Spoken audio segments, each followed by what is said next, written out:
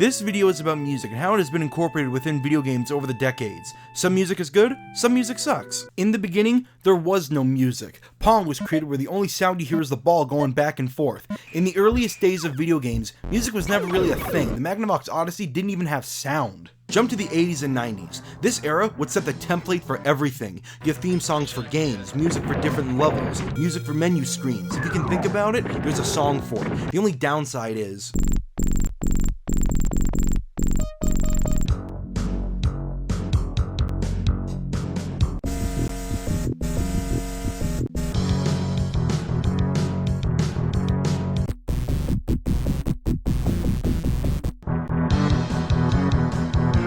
with games like Doom or Goldeneye being games about exploration, the issue of looping starts to veer its ugly head. It's cool to have this awesome soundtrack playing while you mow down enemies, but once all the action is over, all you have is a song that just loops over and over again. It becomes a freaking nightmare. Jump to the 2000s. With advancements in technology, we have the ability to better control looping, and while older games like Doom or Goldeneye that focus more on exploration, games like COD are able to effectively control their crescendo with more linear level designs. Games like FNAF are also able to play different herrings and songs at randomized times, which adds more to its horror element. Menu themes have also greatly improved. Sure, retro games have awesome opening themes, but in my opinion, their peak started when Xbox became a thing.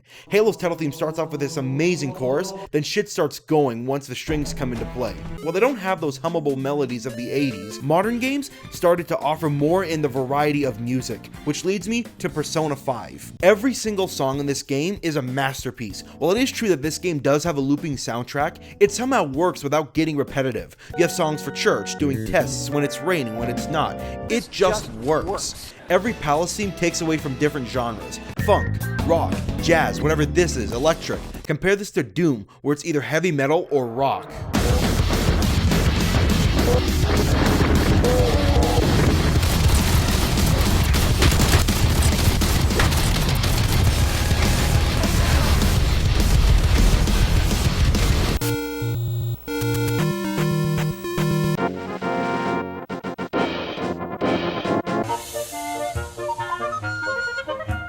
Older games have more memorable songs, mainly because they're simple and consist of only 3 notes. The overworld theme for Zelda is probably one of the most memorable video game themes, and to hear it with actual instruments instead of 3 separate auto-tuned farts makes it even more of a masterpiece. Nice.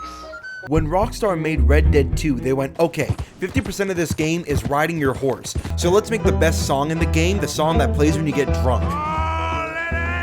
When Rockstar made Grand Theft Auto, they went, okay, let's make 50% of our game needlessly violent. GTA doesn't have the best graphics, it doesn't have the best shooting, so why is Grand Theft Auto such a big deal? Titties, titties, titties! Liberty is what made Grand Theft Auto successful. For the first time on a mass scale, a game's soundtrack was almost entirely comprised out of officially released songs, which made its already big world feel even bigger, because now when you enter a taxi, all you hear is... Then, you have Nintendo, where every soundtrack is comprised entirely of original songs. Nintendo has always been, and always will be, the Jesus of video game music. Why do you think they care so much about this?